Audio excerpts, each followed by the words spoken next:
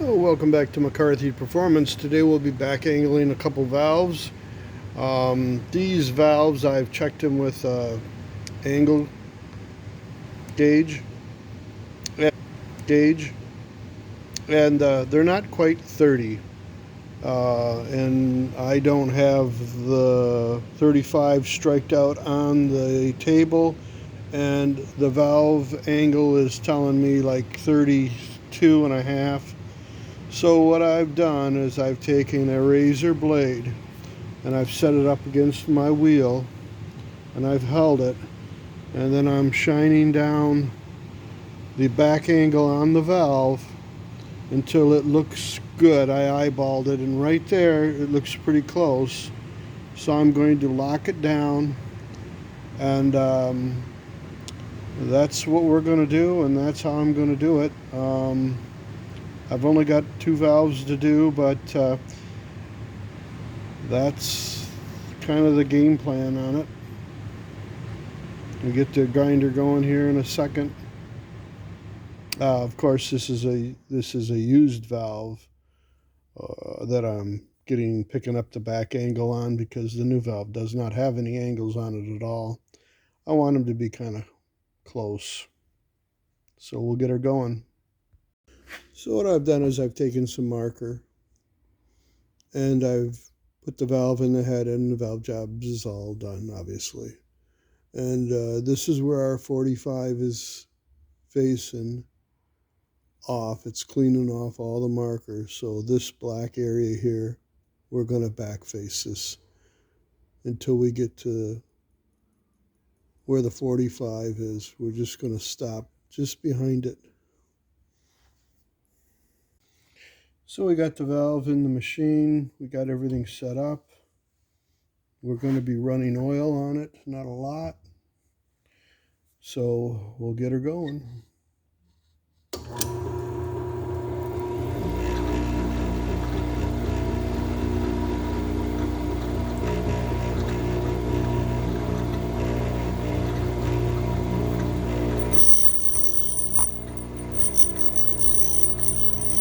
When you back angling a valve, you don't want to force it into the wheel. You're putting it at such a shallow angle, you're really pushing on the valve, if that makes any sense to you, on the back side of the valve. So it's putting a little bit more load on the chuck.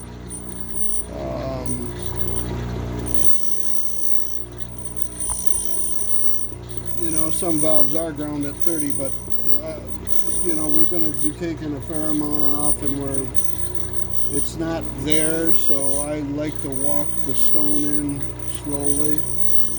And I'm watching my marker, and I'm just basically grinding until I don't see any more marker, and then I'm going to stop.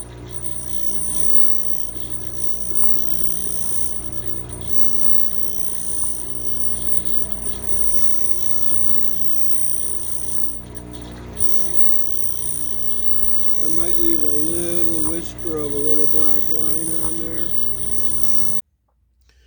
So this is the next valve. You can see that we have established where the 45 is, and I'm just doing that by hand. Of course, you could lap them in, and the heads are all cleaned up now, and I don't want to lap these two in. The valve job's good enough, but what the valve lapping does is it shows you where your 45 stops, and that's good to know when you're back angling valves. That's kind of why I like to just lightly lap them. But here we go. We're going to do the second one. Now, like I said, when I first start cutting that 30, because there's nothing there, it's basically a sharp point where the valve stops. I'd like to let the wheel do most of the work, and then once it starts to cut, you could advance it a little bit quicker. But you can use your judgment on that. When you're grinding valves, you can tell when things aren't quite working right. If you're forcing the stone into the valve, it's going to be a problem. So we'll crank it in, sight down the side of the valve. I know where the wheel is roughly, closely to where it's going to start hitting, and slowly feed it in. Okay, that's where we're just starting to hit the valve. We're just going to feed it in very carefully. watch the marker, and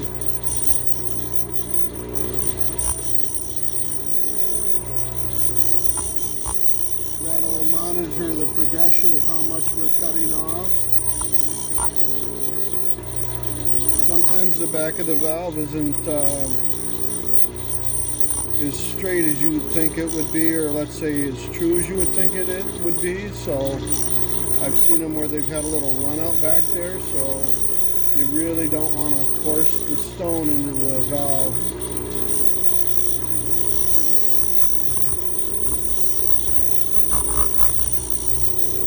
Of course, you don't want to crash the stem into the side of the stone. You want most valve grinders, at least all the Sues, have got an adjustable stop on the feed table, so you want to make sure that you're not going to crash into the stem.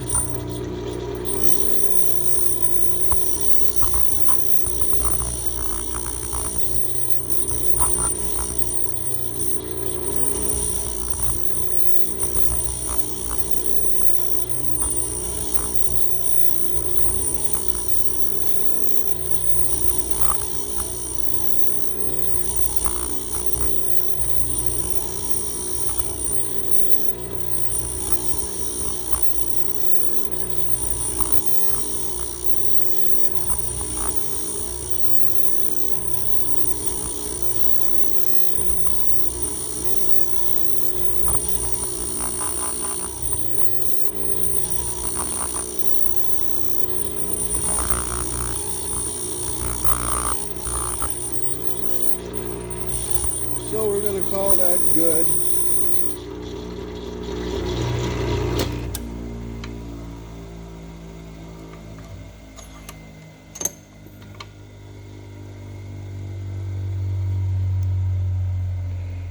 So we have a valve that's basically back angled now. We'll make sure you can see it.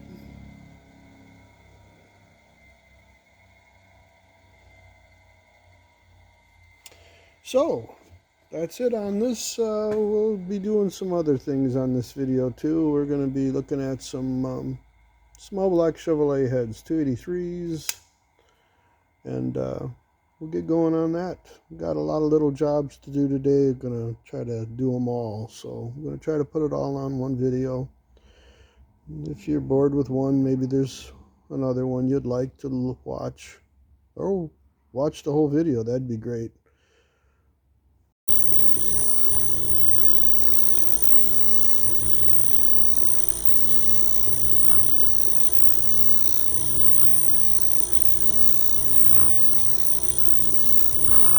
Once you got a little bit of an angle established, you can feed the wheel just a little bit more, but when you first start out, you want to do it as gently as you can. Okay, I'm going to call that good for a back angle, and I'm going to walk it back off.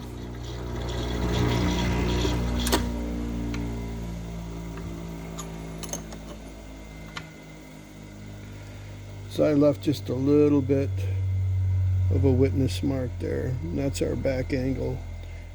So this would be your 30, and this is your 45.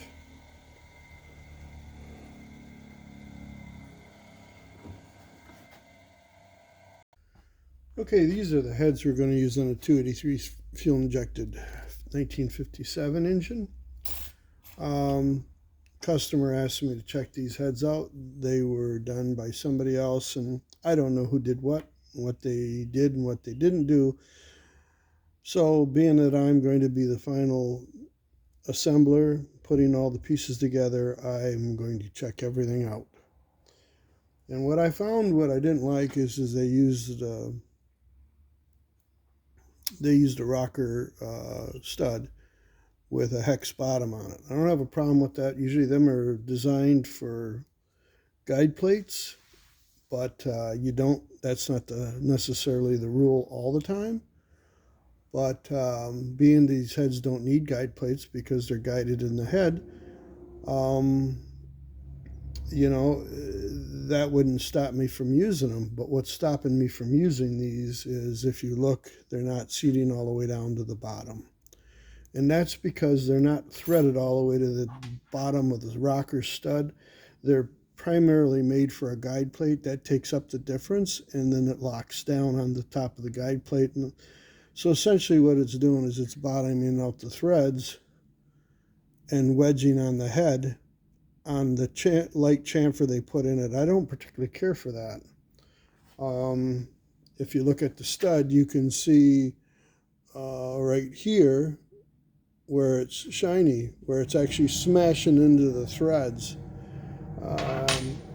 I have some other studs here that are threaded all the way, and you can thread them right to the face of the head. Now these heads have been cut down for this style, which you can do that.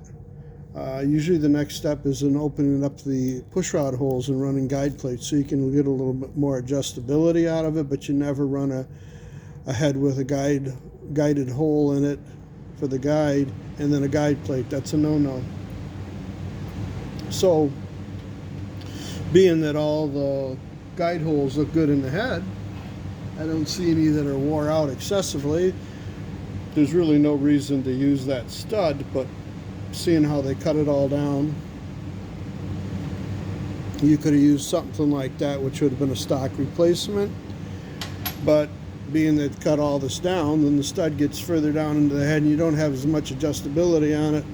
So these are all-stars, and these will thread right in and they'll fit right to the floor. So what we're going to do is just exchange out the studs and put the right studs in the head. You can actually see where they smashed into the head. You know, if a guy uses an impact wrench and was to drive them on the heads, there's a very good chance you could split the boss rocker tower, if you will. That's not a good day, and that's not a smart thing to do. So, you know, you would have had to have taken probably 4 threads out of that head to make these fit all the way to the floor, and it's not there. There's not a lot of threads in there. There's plenty to hold it, but when you start taking 4 threads out to use this, you know, what would be the alternative? The alternative would be is get in your ERP book and get some washers, some good hardened washers, and put them underneath these. But you know, another reason why I don't use impact wrenches to put things together.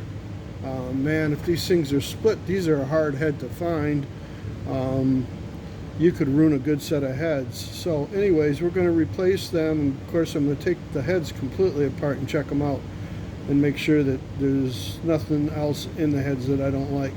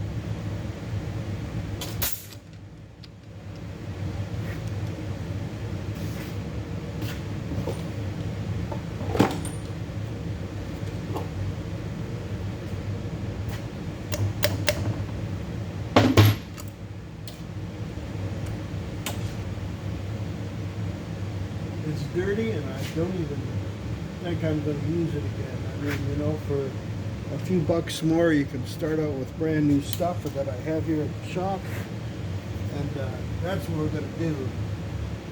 Some of these locks are pretty rough. I don't see a reason to reuse them. They're not that pricey, you know. Like I said, I can understand being on a budget, and I can understand wanting to reuse stuff, but even some of the shims are all, I ain't gonna screw around with this crap. We're gonna start out with fresh stuff. It deserves it. It's gonna be a nice engine when it's done. Why half step it now? One of them is jammed in the head, so I gotta extract that. So.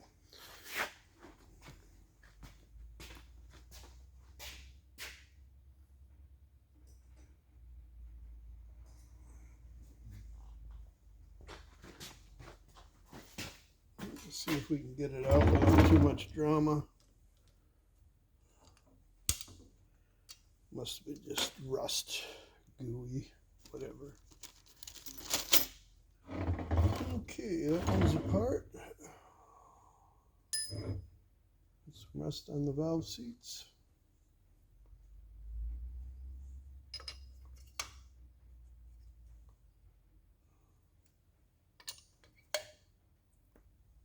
Not the nicest valve job I've seen, not the worst.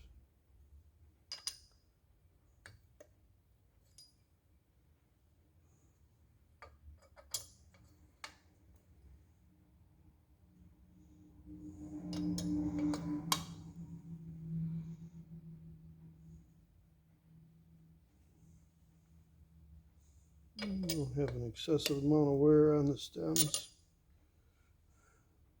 This one's kind of shitty. I don't think I want to use it. Okay, this video is going to bounce around a lot like I told you before, and I guess if you don't like it, you can maybe watch something else, but I got a lot of little things going on today, and I kind of want to get them all sorted out before the next week, and probably plan on working over the weekend and getting some of them straightened out. What we're going to talk about is the missing head bolt hole on a big block Chevrolet. If you look at it here, you got a hole, no hole here, no hole down here. But these, what we call valley lugs, at least that's what I called them. The GM blocks, only the aluminum blocks that I'm aware of, only had these. I had some CNC bow ties here, but I don't believe that they had them. The earlier bow ties never had these ears. The aftermarket ears have been put on by World, and this happens to be a dart block here, and they add these extra lugs in the valley so you can take advantage of the clamping force that's not going to be here on this one, but will be here on this one, and of course will be here on this one and not here on that one. So when you get into high boost applications, high compression, it's a good idea to put these in the block. Now, Rand Morrison sells a bolt-on kit, and we'll probably be using them on the bow tie block. I can tell you where we're going with this.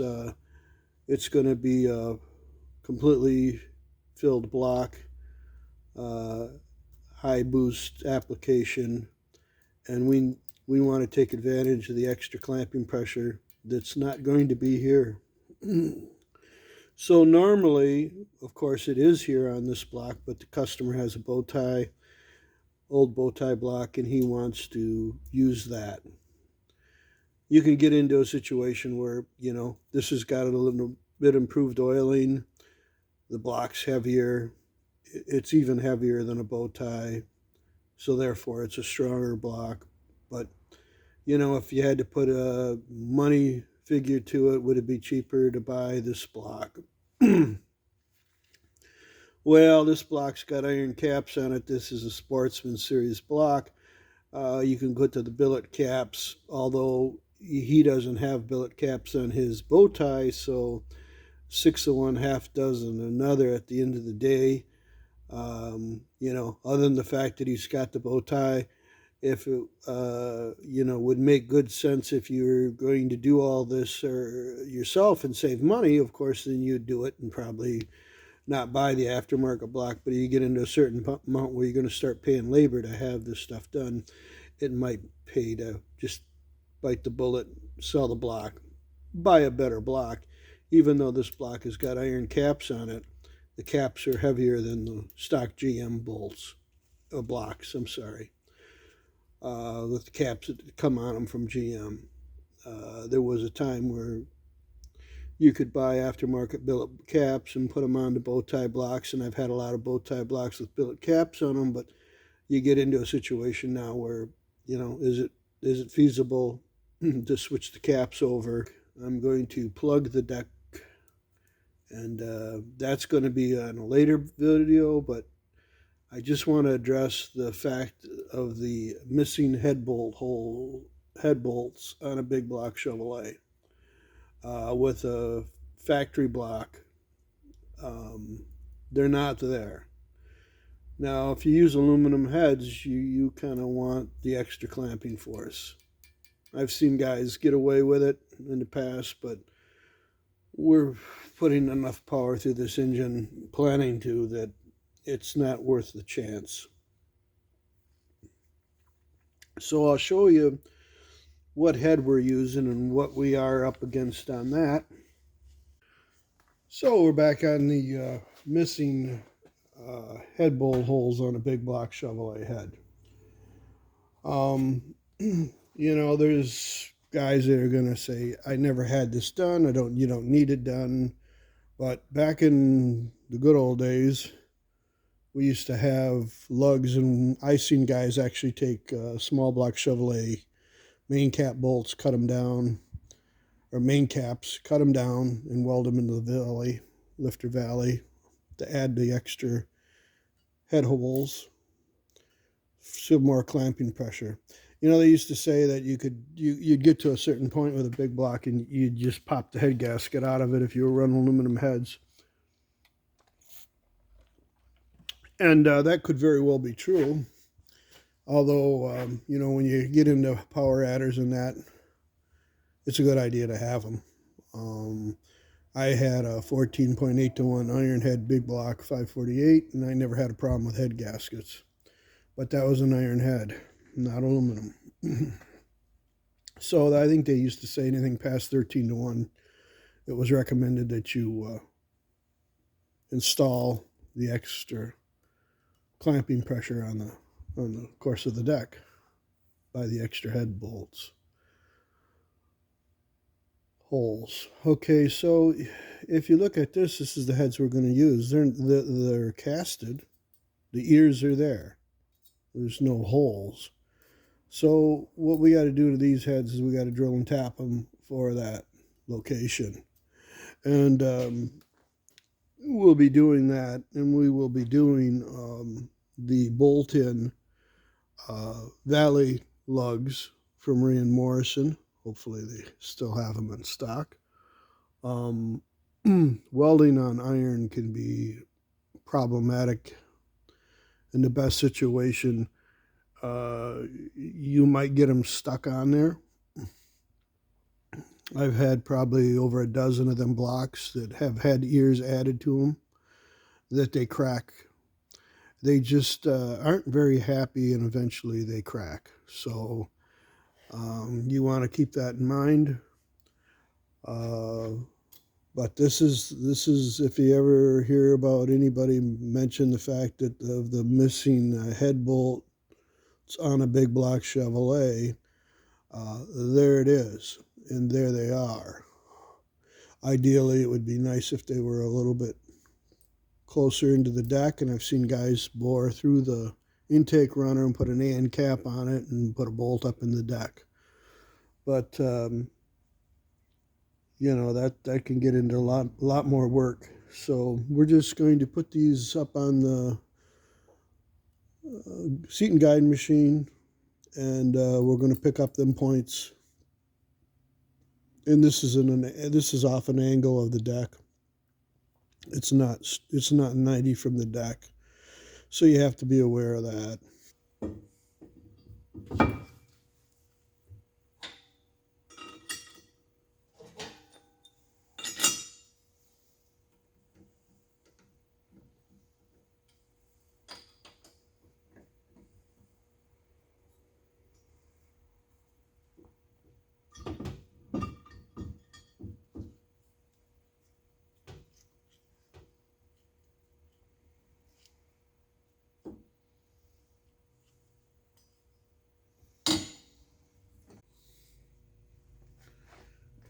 I'm going to lay out these two for the lugs. Probably start drilling them. That'll be the next video. Thank you for watching.